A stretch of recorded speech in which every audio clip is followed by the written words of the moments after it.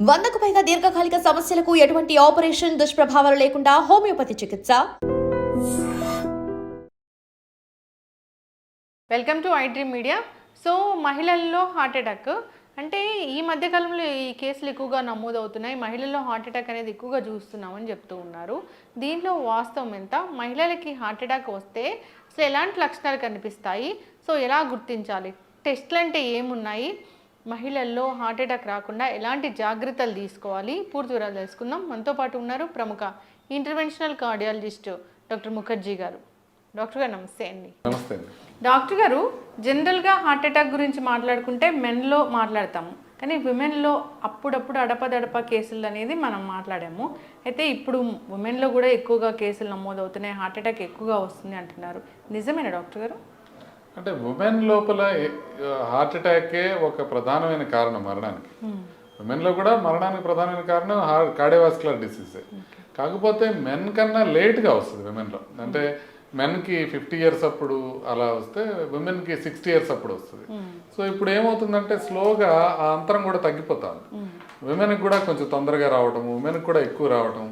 మొన్న ఒక 31-year-old లేడీకి heart attack వస్తే స్టెంట్ చేయడం జరిగింది. అంటే తక్కువ వయసులో హార్ట్ అటాక్లు రావడం అనేది మేల్స్లో ఎక్కువ చూసేవాళ్ళం. ఈ మధ్య విమెన్లో కూడా ఎక్కువ అవుతా ఉంది, ఖచ్చితంగా పెరుగుతా ఉంది. ఎక్కడ తేడా వచ్చింది డాక్టర్ గారు? అంటే అన్నీ మనకు తెలిసిన విషయాలే, కొత్తగా వచ్చిన తేడాలు ఏమి లేవు. అంటే డయాబెటీస్ రేట్స్ పెరగడం అనేది లేడీస్లో ఒకటి ఇంపార్టెంట్గా మనం అర్థం చేసుకోవాలి. యూజువల్గా లేడీస్లో ఎట్లా ఉంటుందంటే ఆ హార్మోనల్ ప్రొటెక్షన్ ఉంటుంది. అంటే మెనోపాజ్ దాటిన తర్వాతనే యూజువల్గా హార్ట్ అటాక్లు వస్తాయి. కానీ మెనోపాజ్ ముందే ఆ రిస్క్ ఉండేది 2 రకాలుగా వస్తుంది. ఒకటి షుగరు, రెండోది స్మోకింగ్కి ఎక్స్పోజ్ అవటం. అంటే అది ప్యాసివ్ స్మోకింగ్ అయినా సరే, ఇంట్లో ఎవరన్నా ఎక్కువ సిగరెట్లు తాగుతూ ఉన్నారనుకోండి, అక్కడ ఉండే లేడీస్కి కొంత రిస్క్, వాళ్ళకి బెనిఫిట్ పోతుంది, హార్మోనల్ వల్ల వచ్చే బెనిఫిట్ పోతుంది. సో అందుకని డయాబెటీస్ ఉన్న వాళ్ళకి ఆ డయాబెటీస్ పెరిగిపోవడం వల్ల ఇప్పుడు మనకి ఎప్పుడైతే లైఫ్ స్టైల్ మారిపోయిందో, కొంచెం ఎక్సర్సైజ్ తక్కువ అయిపోవడం, ఇంట్లో ఉన్న గృహిణులకు కూడా ఇంతకుముందు వాళ్ళే అంట్లు తోముకోవడం, వాళ్ళే బట్టలు ఉతుక్కోవడం, వాళ్ళే అన్ని పనులు చేసుకోవటం ఉండేది. ఇప్పుడు సాధ్యమైనంత వరకు ఎవరు చేయట్లా. సో ఒక వాషింగ్ మిషన్ ఉంటుంది, ఒక ఫ్లోర్ క్లీనర్ ఉంటుంది, లేకపోతే ఒక మెయిడ్ ఉంటుంది. బట్ ఎవరికి పని అనేది ఎక్కువ లేదు, ఈజీ అవైలబిలిటీ ఆఫ్ ఫుడ్. ఇంతకుముందు ఏమైంది, లేడీస్కి కొంచెం లాస్ట్లో తినడం అట్లా ఉండేది. సాధ్యమైనంత వరకు వాళ్ళకి ఫుడ్ తక్కువ ఉండేది. ఇప్పుడు ఏమవుతుందంటే ఫుడ్ అబండెన్స్లో ఉంటుంది, మంచి విషయమే. కాకపోతే ఆ మంచి విషయంతో పాటుగా ఫుడ్ అబండెన్స్తో పాటుగా ఆ కార్బోహైడ్రేట్స్ అనేవి అధికంగా అయిపోవడం, శాచురేటెడ్ ఫ్యాట్స్ అధికంగా అయిపోవడం, వీటి వల్ల హార్ట్ అటాక్లు రావడం పెరుగుతుంది. సో ఓవరాల్గా మనకి లైఫ్ స్టైల్ మాడిఫికేషన్తో డయాబెటీస్ అనేది, మెటబాలిక్ సిండ్రోమ్ అనేది ఎక్కువ అయిపోవటం వల్ల, కొన్ని కల్చరల్ చేంజెస్ మన లివింగ్లో రావటం వల్ల, ఈ 2 కారణాలు ప్రధానంగా చూస్తాను నేను హార్ట్ అటాక్ ఉమెన్లో పెరగడానికి. అయితే ఉమెన్లో హార్ట్ అటాక్ చాలా సైలెంట్గా వస్తుంది అంటారు, అది ఏంటి డాక్టర్ గారు? అవునండి. ఇప్పుడు మనం మామూలుగా హార్ట్ అటాక్ అంటే ఏమనుకుంటాం, ఛాతీ మధ్య భాగంలో వస్తుంది, నడిస్తే ఎక్కువ అవుతుంది, లేకపోతే తగ్గుతుంది, విపరీతంగా నొప్పి వచ్చి ఇమీడియట్గా చూడగానే అందరికీ అర్థమైపోతుంది, ఏదో హార్ట్ అటాక్ ఉంది, ఇమీడియట్గా దీన్ని తీసుకోవాలి. లేడీస్లో ఈ రకంగా రాదు. లేడీస్లో ఏ విధంగా వస్తుంది అని అంటే కొంచెం ఆయాసం రావడం, లేకపోతే కొంచెం బ్యాక్ ఏక్ రావడము, కొంచెం గ్యాస్ లాగా రావడము, ఆ సిమ్టమ్సే డిఫరెంట్గా ఉంటాయి. అంటే వాళ్ళు ఎక్స్ప్రెస్ చేయడంలో డిఫరెంట్ అని కాదు, సిమ్టమ్సే కొంచెం డిఫరెంట్గా ఉంటాయి.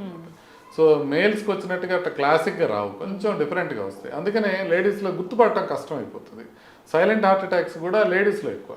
నార్మల్గా సైలెంట్ హార్ట్ అటాక్స్ డయాబెటీస్ ఉన్న వాళ్ళకి, హైపర్ టెన్షన్ ఉన్న వాళ్ళకి, ఏజ్ ఎక్కువ అట్లా ఉంటుంది. అట్లాగే లేడీస్లో కూడా సైలెంట్ హార్ట్ అటాక్స్ ఎక్కువ వస్తాయి. సో దాంతోపాటుగా ఈ లక్షణాలు ఉంటాయి అన్నమాట, డిఫరెంట్గా వస్తాయి కొంచెం. ఎస్పెషల్లీ షుగర్ ఉన్న లేడీస్లో అసలు చాలాసార్లు హార్ట్ అటాక్ వచ్చిందనేది తెలియకపోవచ్చు. సో అందుకనే ముందుగా చెకప్ చేసుకోవడం, కొంచెం ఎక్కువగా ఆలోచించడం. అంటే ఇప్పుడు మనం ఏంటంటే లేడీ అనగానే 35 years లేడీ వచ్చింది, ఆవిడకి చెస్ట్ పెయిన్ అనగానే ముందు కార్డియాలజిస్టులు, ఫిజిషియన్స్ అందరూ కూడా ఈవిడికి ఏదో గ్యాస్ అయి ఉంటుంది, ఈవికి హార్ట్ అటాక్ అయి ఉండదు అనేది ముందే ఒక అభిప్రాయానికి వస్తారు. అందుకని డయాగ్నోసిస్ కూడా కష్టం అయిపోతుంది. సస్పెషన్ తక్కువ ఉంటుంది కాబట్టి డయాగ్నోసిస్ కష్టం అవుతుంది.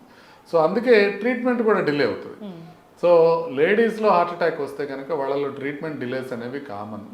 దాంతోపాటుగా కొన్ని పరిశోధనలు ఈవెన్ వెస్ట్రన్ కంట్రీస్లో లేడీస్ అనేటప్పటికీ ట్యాబ్లెట్స్ కూడా కరెక్ట్గా వెళ్ళవు, వాళ్ళకి ప్రొసీజర్లు కూడా కరెక్ట్గా జరగవు. యాంజియోప్లాస్టీలు కావచ్చు, స్టెంటింగ్లు కావచ్చు, ఇవన్నీ టైంకి జరగటం కానివ్వండి, పూర్తిగా జరగటం కానివ్వండి, వీటిల్లో ఈ మగ ఆడ అనే అంతరాలు ఈవెన్ అభివృద్ధి చెందిన దేశాల్లో కూడా ఉన్నాయి.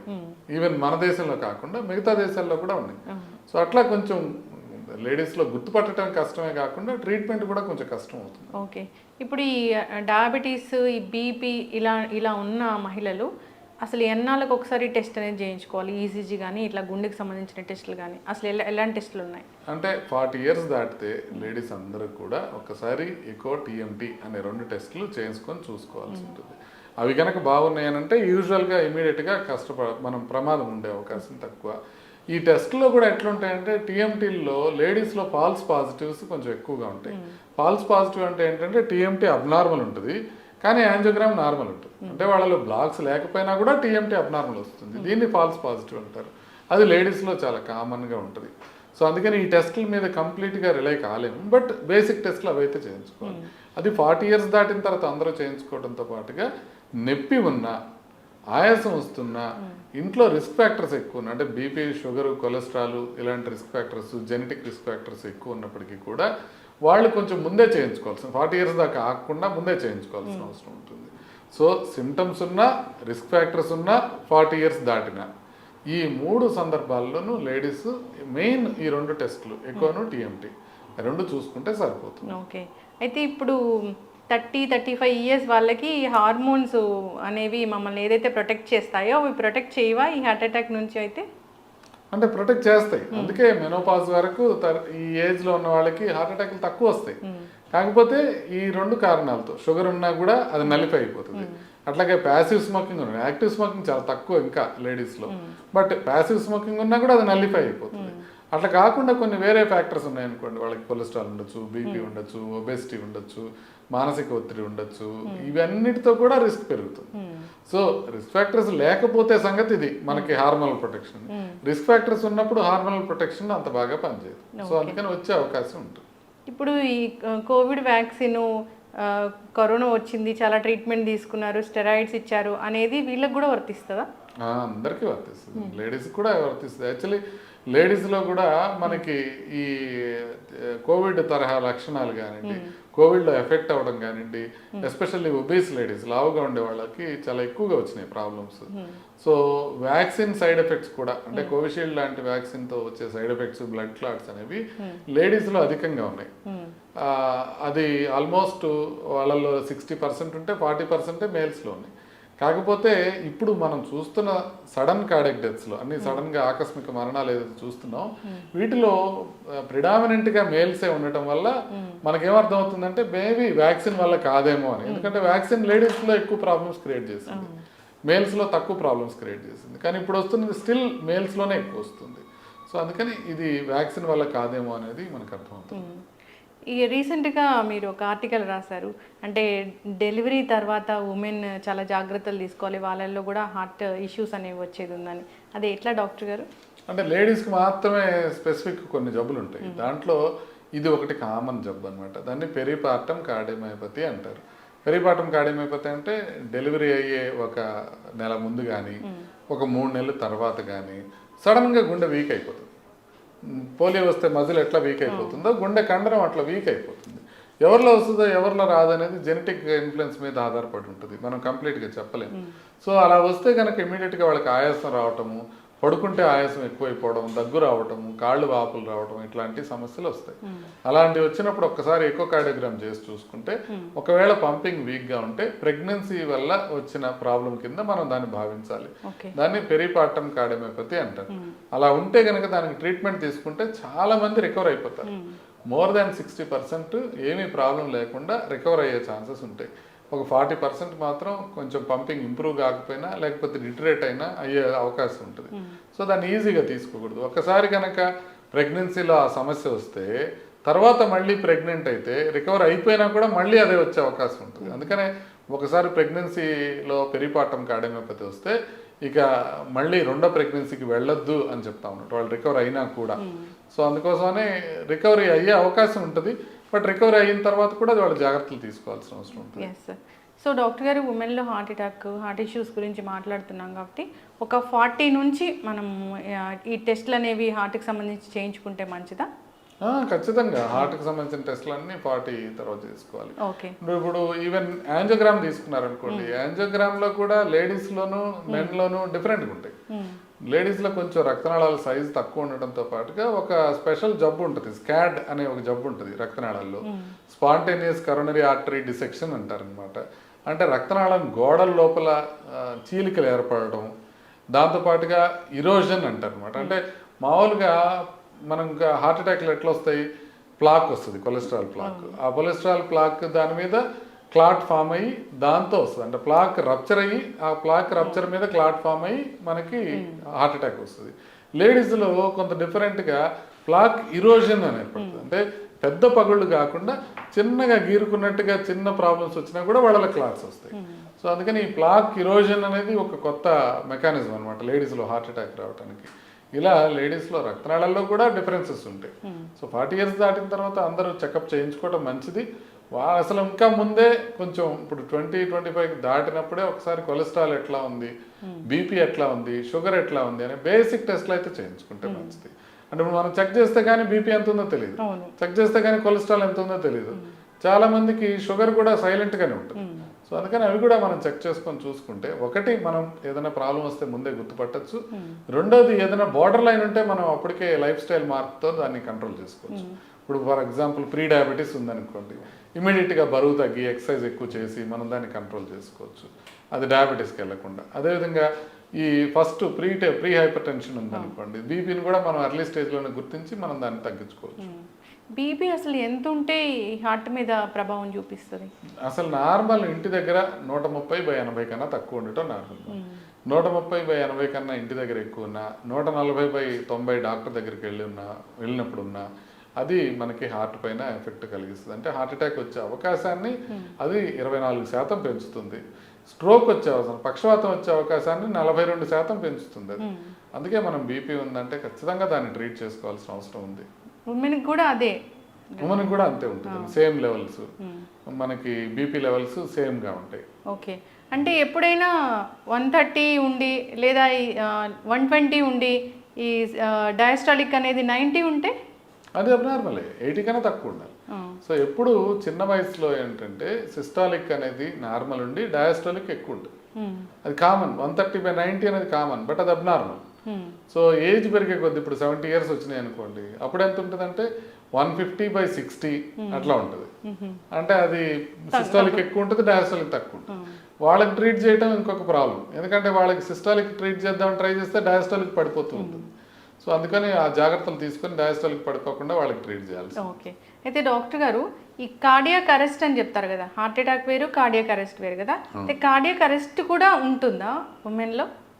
కార్డియాక్ అరెస్టే కదా సార్, ఉమెన్లో కూడా ప్రధానంగా చనిపోయే అవకాశం కార్డియాక్ అరెస్ట్. అంటే సడన్ గా ఒక 6 minutes ముందంతా మంచిగా ఉంటారు, అప్పటికప్పుడు హార్ట్ ఆగిపోవడం అట్లా జరుగుతుందా? హార్ట్ అటాక్ వచ్చిన మొదటి గంటలో చనిపోయే అవకాశం చాలా ఎక్కువ ఉంటుంది. మొదటి గంటలో అంటే హార్ట్ అటాక్ వచ్చిన తర్వాత మనం హాస్పిటల్కి వెళ్ళే లోపల చనిపోయే వాళ్ళు చాలా ఎక్కువ మంది ఉంటారు. సో అందుకోసమని హార్ట్ అటాక్ వచ్చినప్పుడు కార్డియాక్ అరెస్ట్ వచ్చే లోపల ముందు హాస్పిటల్కి చేరుకోవాలి. అందుకే హార్ట్ అటాక్ సివియర్ పెయిన్ ఏదైనా వస్తే ఇమ్మీడియట్గా హాస్పిటల్కి రీచ్ అవ్వడం అనేది చాలా ఇంపార్టెంట్. ఓకే. అసలు ఉమెన్కి హార్ట్ ఇష్యూసే రాకూడదు అంటే జాగ్రత్తలు ఏముంటాయి? మెన్ ఏ విధమైన జాగ్రత్తలు తీసుకోవాలో ఉమెన్ కూడా అదే జాగ్రత్తలు తీసుకోవాలి. అంటే ఆహారం విషయంలో జాగ్రత్తలు తీసుకోవటం, బరువు జాగ్రత్తగా మెయింటైన్ చేసుకోవటం, వ్యాయామం రెగ్యులర్గా చేసుకోవటం, మనం మానసిక ఒత్తిడి తగ్గించుకోవటం, నిద్ర సరిగ్గా పోవటం, ఇవి ఏదైతే మగవాళ్ళలో ఉపయోగపడతాయో అదే లేడీస్లో కూడా ఉపయోగపడతాయి. సో కాకపోతే ఓన్లీ అడ్వాంటేజ్ ఏంటంటే ఇప్పుడు దాకా లేడీస్కి వ్యసనాలు చాలా తక్కువ, ఇండియాలో వ్యసనాలు తక్కువ ఉంటాయి లేడీస్కి. దానికి తోడు కొంత కష్టపడి పని చేస్తారు మెన్ కన్నా కూడా. ఇప్పుడంతా అదే మనం అనుకున్నట్టుగా తగ్గిపోతూ ఉంది. సో అందువల్ల కొంత సహజ సిద్ధమైన అడ్వాంటేజెస్, హార్మోనల్ అడ్వాంటేజ్ కాకుండా ఈ అడ్వాంటేజెస్ కూడా ఉంటాయి. ఇప్పుడు కొత్తగా విమెన్ వేపింగ్ చేయడం మొదలుపెట్టారో, స్మోకింగ్ చేయడం మొదలుపెట్టారో, ఆల్కహాల్ అనేది ఎప్పుడైతే ఆ అప్పర్ సోషియో ఎకనామిక్ గ్రూప్స్లో కామన్ అయిపోతుందో లేడీస్లో, అప్పుడు మనకి ఈ అడ్వాంటేజెస్ అన్నీ పోయే అవకాశం ఉంటుంది. ఓకే. అయితే సిటీ కరోనరీ యాంజియో అని ఆ మధ్య ఎక్కువగా విన్నాము.